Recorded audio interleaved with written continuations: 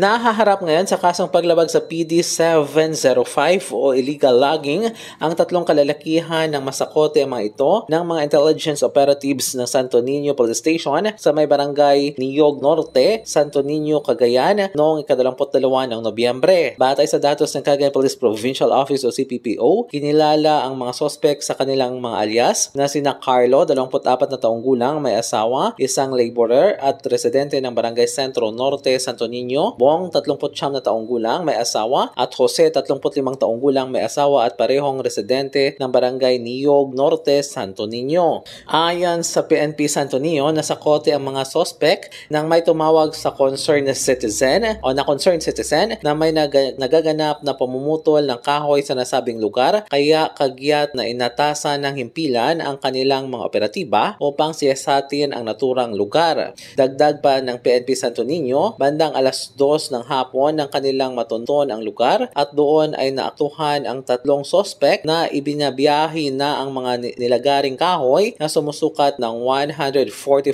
board feet at nagkakahalaga ng 5,760 pesos. Agad na inaresto ang mga sospek na walang silang maipakitang kaukulang dokumento. Ipinagbigay alam din ng Santo Niño Police Office sa Senro Solana ang naganap na operasyon. Mula dito sa Cagayan, Jude La Cruz para sa Radyo Alternatibo, Balita Nationwide.